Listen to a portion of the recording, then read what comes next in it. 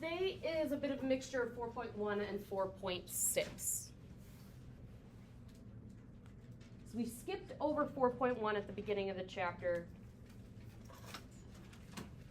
mainly because more of the things in 4.1 you're going to kind of see popping up again in this section. So rather than do it at the beginning and not see it again for a bit, we just moved it.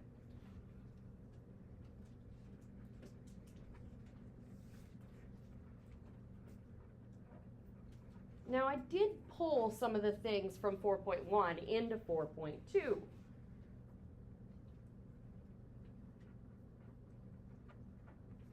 So the first couple questions are going to look familiar.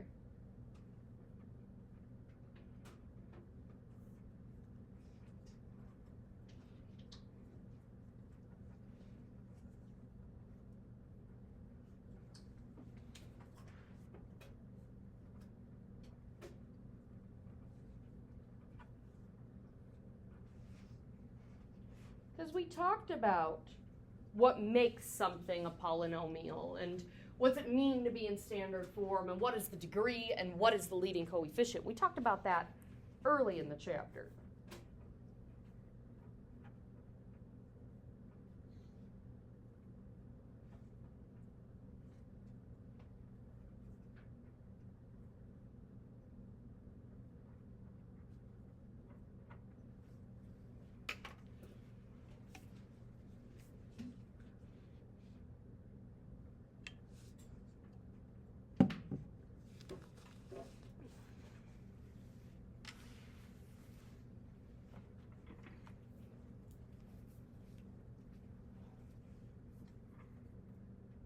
Is this a polynomial? Yes, it's got variables and numbers getting multiplied, getting added, getting subtracted, but it does not have negative exponents. It does not have other operations happening to the variables. The variable's not in the exponent. We're not dividing by a variable. Standard form would start with what?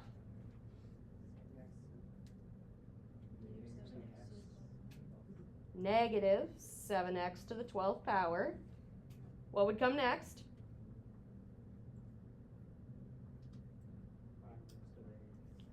Positive 5x to the 8th. Next? Positive 3x squared. Next?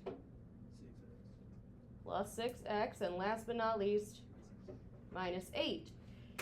In standard form, the exponents decrease. What is the degree of this polynomial? 12. When it's a single variable polynomial, and this one it's all just x's, it's the biggest exponent. What's the leading coefficient? Negative 7. It's the coefficient of the term with the highest degree. Looking familiar?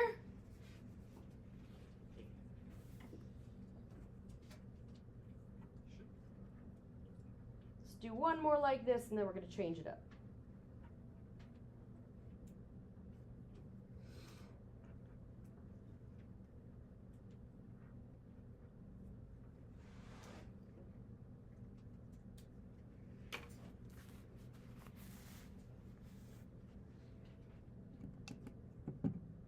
Is this a polynomial?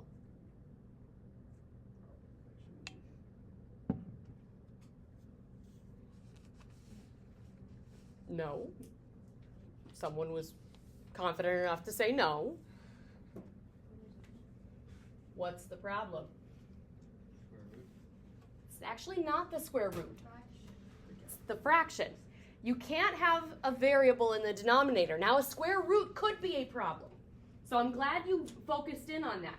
But you are allowed to have a square root of a number because the square root of a number is just a number. You're not allowed to have the square root of a variable and have it be a polynomial. So that was not the problem.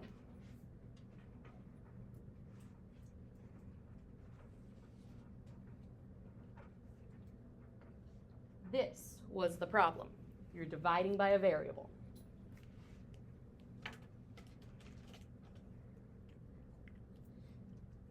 Now, in this section, we start to talk about what's known as the fundamental theorem of algebra.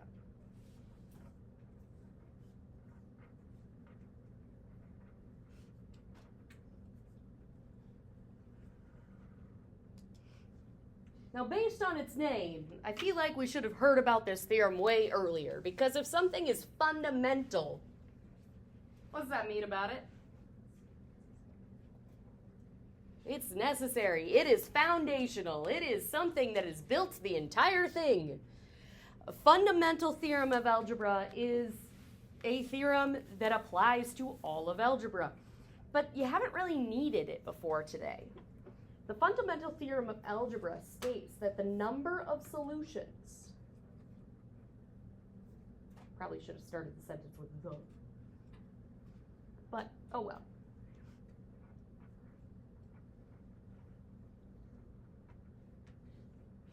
To a polynomial equation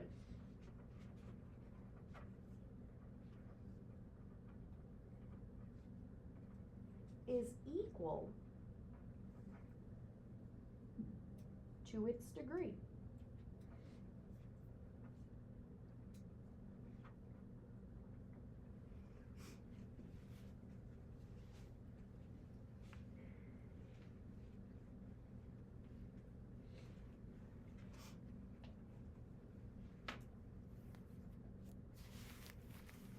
Now,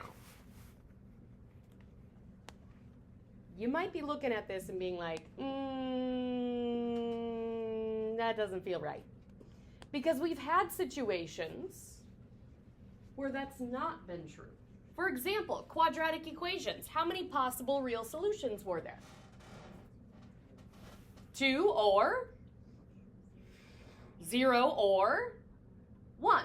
And the reason that that didn't work out is if there was 2 real solutions, well, it fit the theorem. If it was 1 real solution, that was the situation where the vertex was on the x-axis, and therefore it was known as a double root. It was a double solution. It was 2 solutions in 1. And if it had no real solution,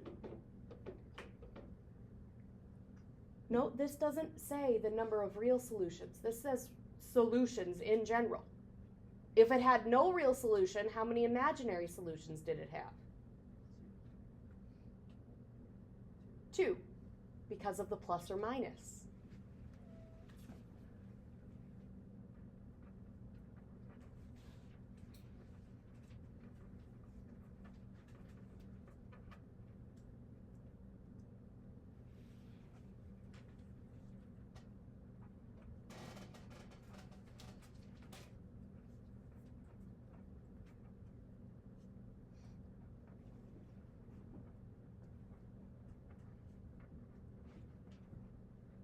So this keeps in mind both real and imaginary solutions, and it does include things like double roots or just general repeated roots, because it could be repeated more than twice. So let's talk about some general looking functions. When it comes to our polynomials, there's a lot of different ways that they look. I left a couple spaces for a reason.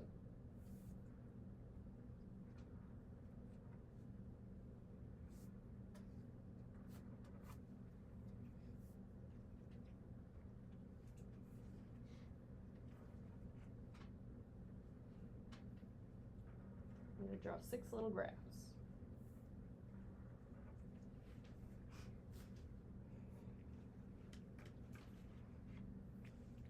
First of these graphs looks like this.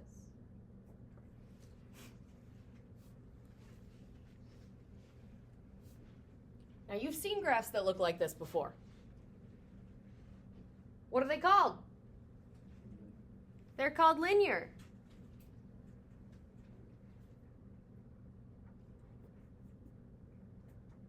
What's the degree of a linear function?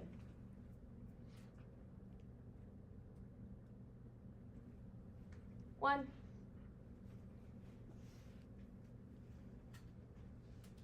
biggest exponent's 1.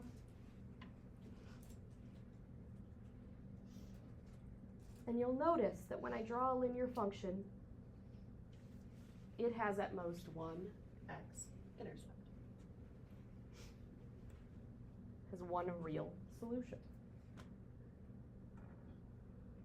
Next one I'm going to draw is going to look like this.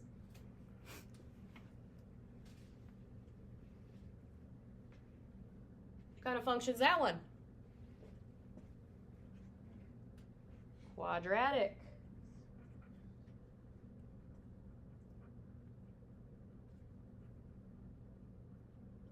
In other words, its degree is what? 2. Now, as I've drawn it, it has how many x-intercepts? 2. Here and here. Had I drawn it further down, it would have had 2 imaginary solutions. Had I drawn it where the vertex just hit the x-axis, it would have been a double root situation.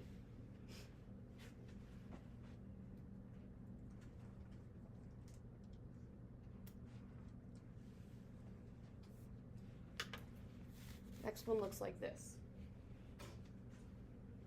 Now, I've mentioned the name of this graph before. You might not remember it.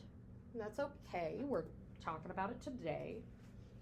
How many x-intercepts does this one have? 3. If I move it up or down, will it ever get more? No, the way that this graph is shaped, moving it up or down is not going to get it more x-intercepts, which means this one is most likely degree what? 3. It's called cubic.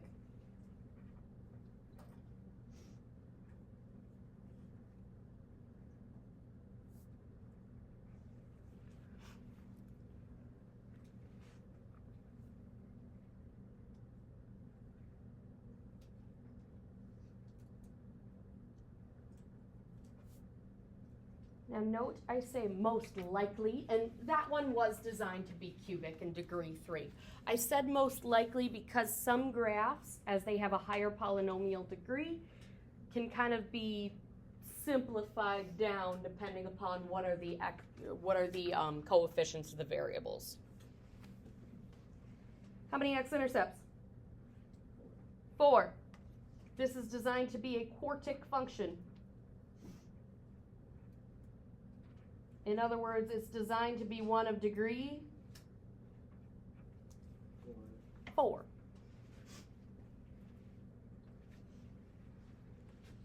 Can you guess what the degree of the next one's going to look like? Next one's going to be degree 5. I'm purposely going in order. Degree 1, 2, 3, 4. Now, taking a look at these graphs a little bit.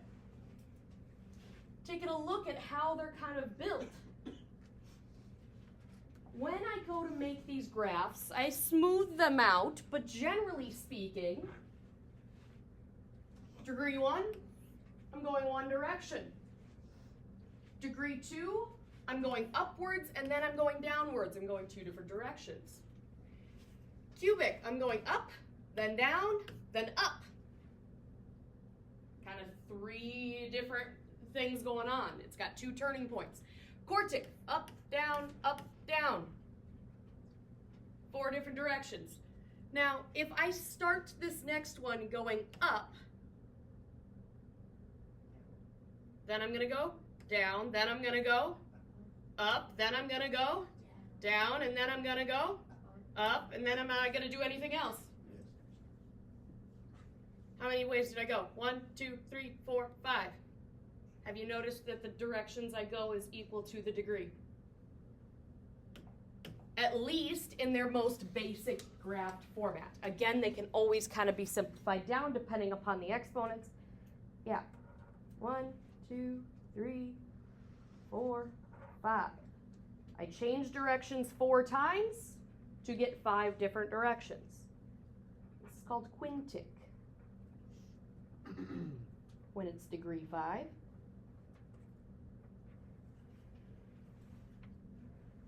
Yes? It's not a polynomial.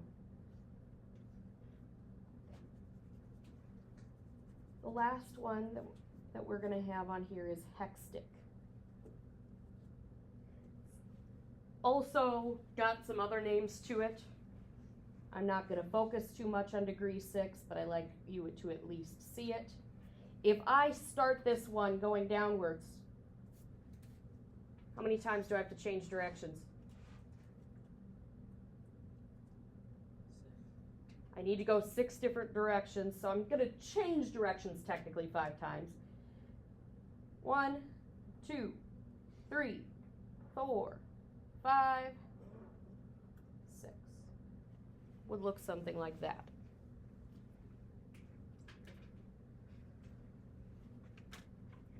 So this is what some of them look like. Now, just a little note. These are just possible looks of the graphs.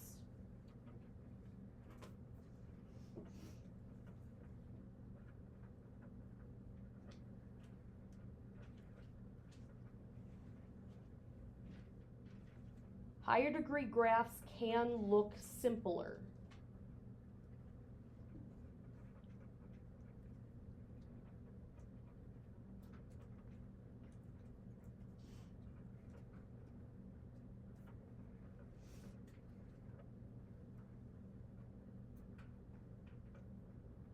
Than their degree.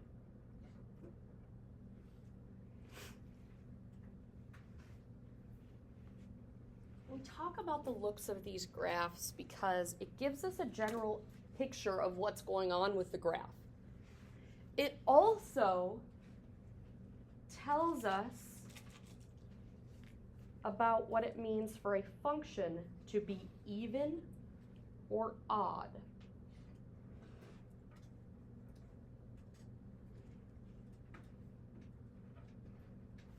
Now, even and odd is not a polynomial thing, but it's easiest to look at in polynomial functions.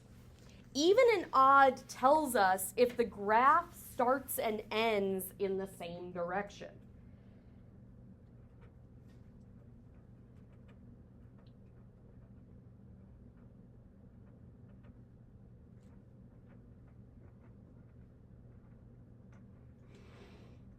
Those directions being either upwards or downwards. Odd starts and ends in opposite directions.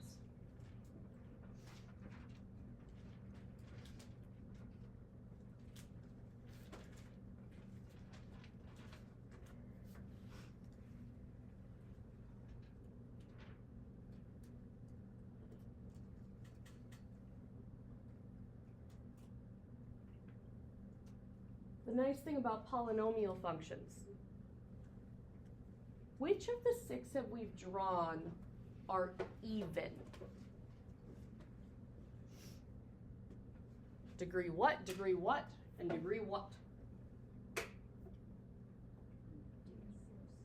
2, 4, and 6. The nice thing about polynomials is whether they are even or odd, you just have to look at the degree. Is the degree even or odd? That's even. That's even. That's even because their degree is even. While this is odd, and this is odd because their degree is odd.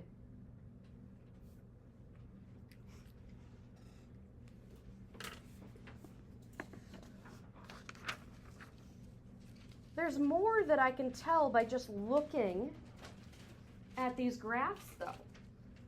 The graph can tell me about the leading coefficient.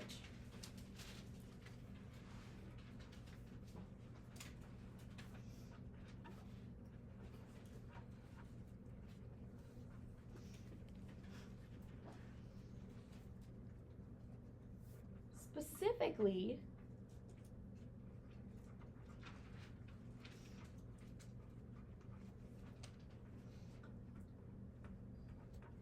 the leading coefficient tells about what's known as the end behavior.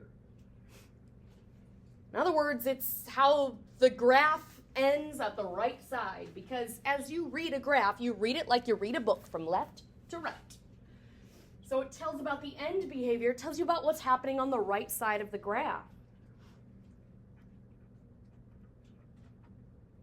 If it is a positive leading coefficient, the graph will end increasing.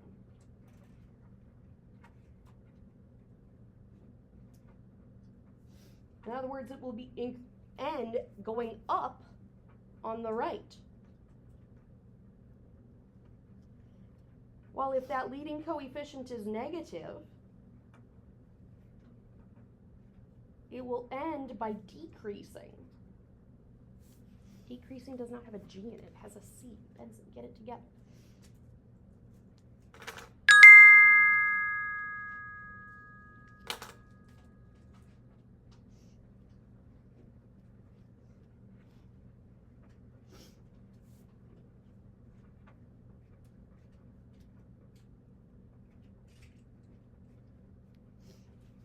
In other words, it'll end by going downwards on the right side.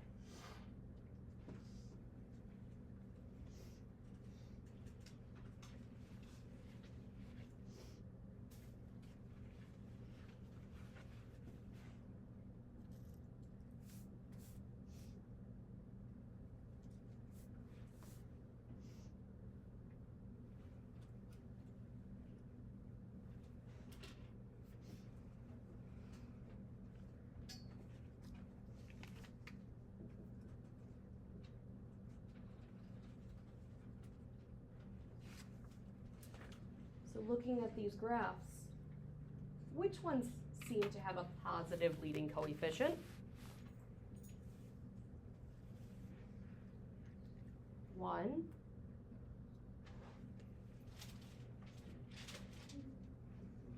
three,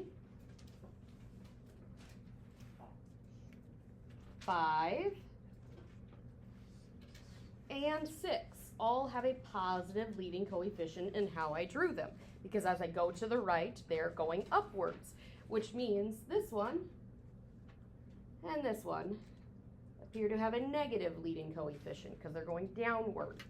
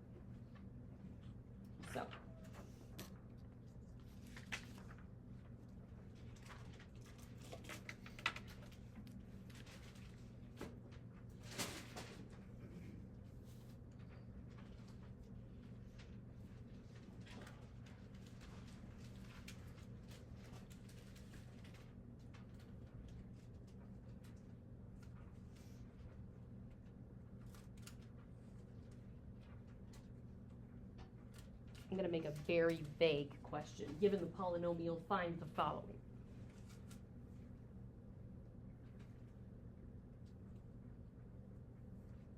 We're going to start with f of x is equal to x cubed minus 4x squared plus 5x minus 20.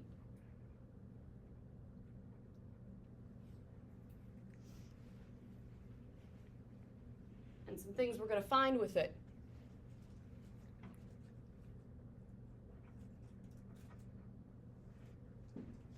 First off, what is the degree of this polynomial? 3.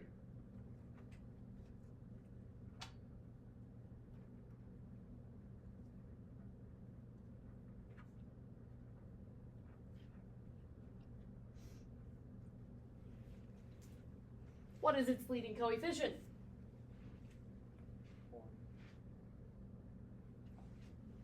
1.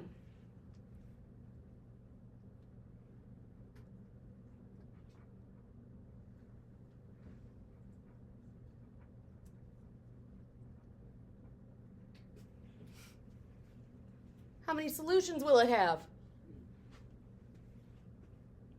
3.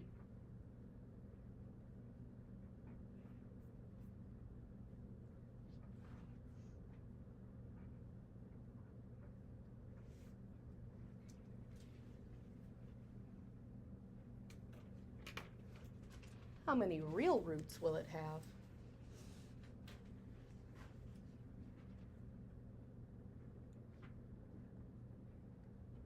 Roots, also known as solutions. How do you think we could figure this out? We could solve it. If I just want to figure out how many real roots there are, though, there's an easier way. Calculator. Can you graph it?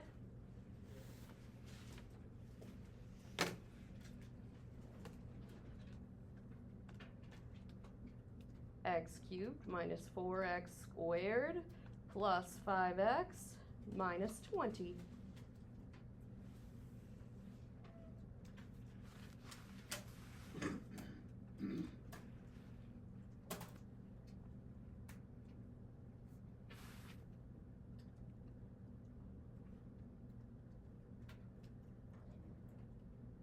How many roots do you see?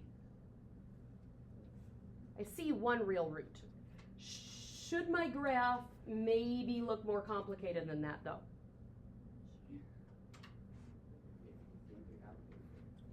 Can I zoom it out? Click zoom. Both the calculators have zoom on their screen. Both have a zoom out option.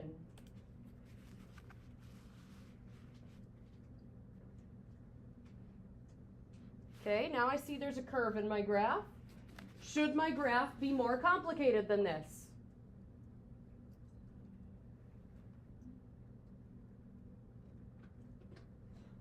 It's a little hard to see, but my graph is currently really, really zoomed out, but it's looking like this.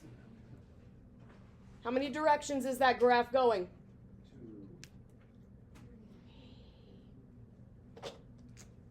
1, 2, 3.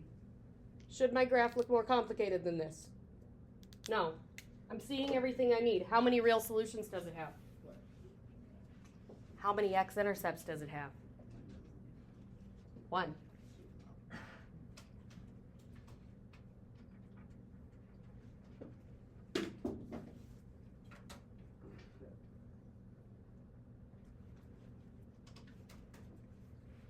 How about the number of imaginary roots?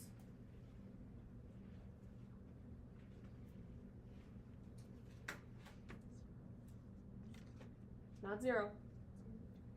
2. How many solutions should it have? 3. How many can I see? 1. How many are left over? 2. If it should have 3 solutions and you only have 1 real one, the other 2 have to be imaginary. In fact, I'll tell you this, imaginary solutions come in pairs. The number of imaginary solutions should always be even.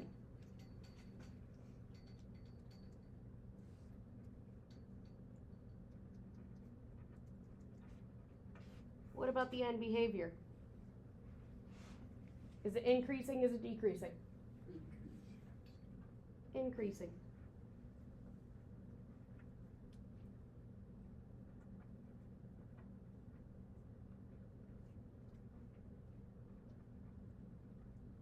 Can you sketch the graph? If you put it into your calculator, you should be able to make a sketch of it.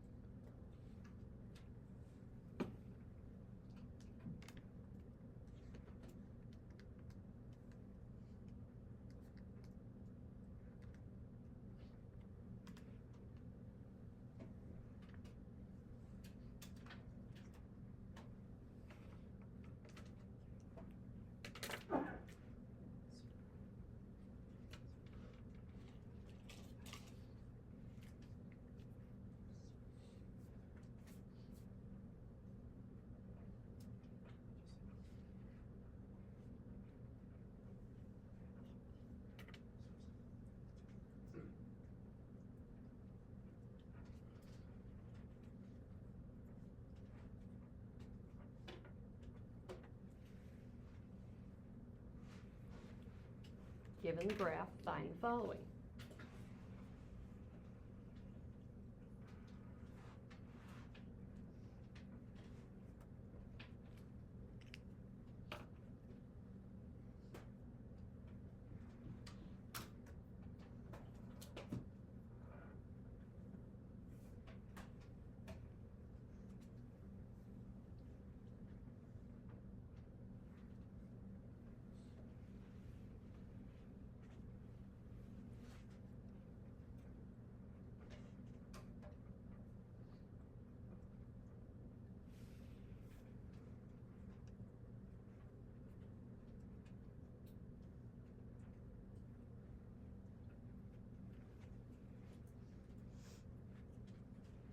Is this graph even or odd? Odd. It ends in opposite directions. That's odd. Ends in the same direction, both going up, both going down. That's even.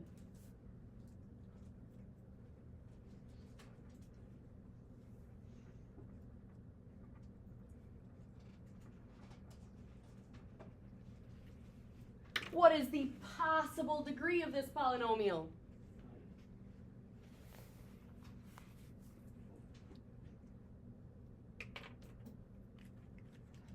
Okay, to graph. There's 1. There's 2.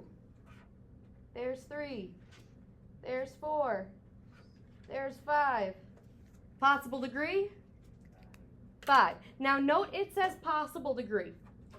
In all technicality, you're giving me the smallest possible degree it could be. It could have a higher degree. It would still have to be an odd degree, but it could be simplified down a more complex one to look like this.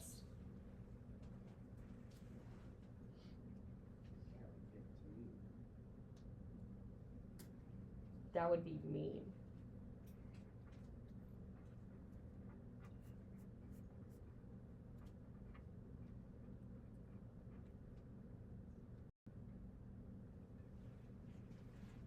What is the sign of the leading coefficient? The sign as in positive or negative. Fern thinks it's positive. Alicia agrees. A few people agree. Why is it positive? N's going up. If it ended going downwards, that would be negative.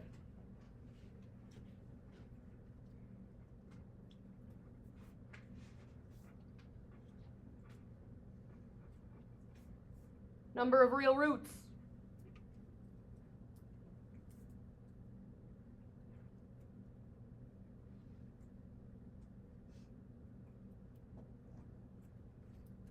One. Real roots, also known as what? X-intercepts. It hits the x-axis at one spot. So, 1.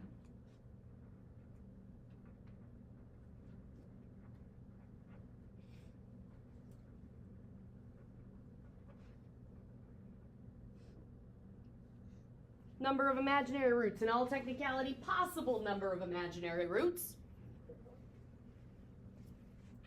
4. Why 4? Has to add up to 5. If this is a degree 5 function, the number of roots should be 5. There's only 1 there. The number of imaginary should be 4. Okay, last type of instructions you're going to see.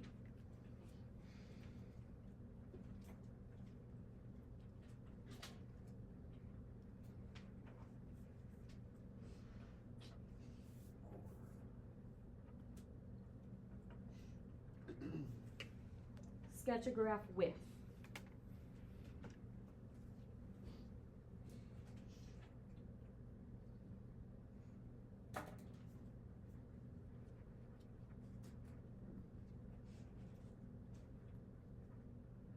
Zeros at 2 and 6. Negative leading coefficient. And even. In other words, you're going to be asked to sketch a graph and it's going to give you some characteristics of it. This is just possible characteristics.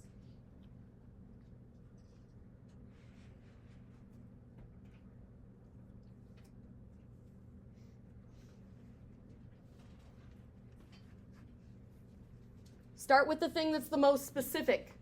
The most specific of the items is that it has zeros at 2 and 6. Zeros are also known as what? X-intercepts. They are coordinate points, but X-intercepts.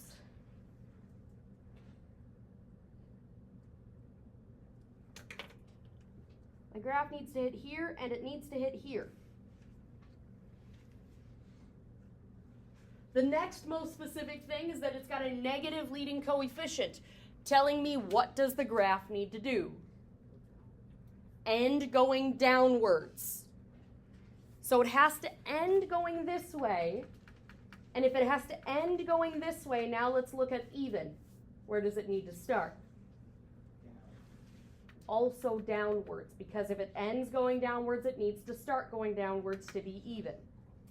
It could be quadratic. Does it have to be quadratic? No. For all I know, the graph is doing wee. As long as it ends going downwards, it's fine. If you drew quadratic, that'd be great. If you hit zeros at more places, in all technicality, did I tell you those were the only zeros? No. I just told you it has zeros there.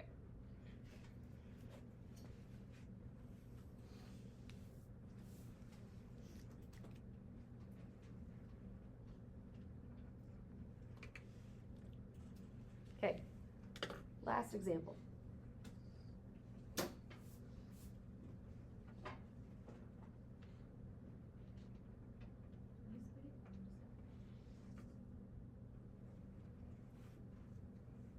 Sorry, I didn't realize the glare was doing that much to it at the time. Oh, I don't know why I put a hole in there.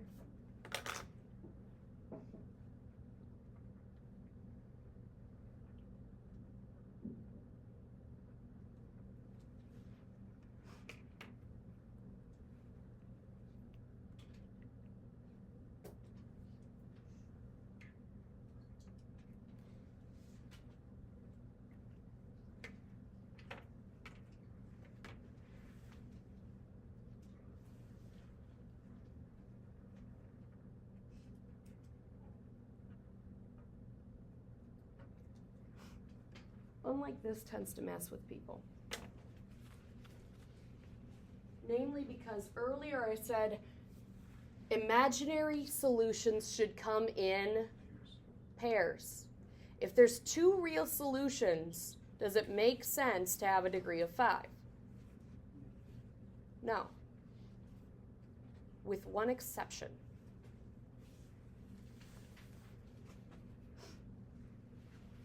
And I will talk about that exception here in a second. Now I know I have to hit the x-axis twice. That's what two real solutions tells me. Degree of 5, need to positive leading coefficient, need to end to the upwards. If it ends upwards and its degree is 5, it needs to start where? Down, because it's going to be odd. Degree of 5 is odd, because 5 is an odd number. There's 1. 2, but do not go through. Bounce off. 1, 2, 3. Need to change directions a couple more times. 4, 5. It does hit my axis twice. But what is that? It's a double or a repeated root. In all actuality, how many real solutions is that one giving me? Technically, 2 and 1. But do you call it 2, actually? Or if it only hits once? No. You still call it one solution. It's just a double solution. So, how many imaginary solutions does this one have? 2. Because 1, and that one technically accounts for 2 of them. It's a weird thing. Okay, I got a worksheet for y'all.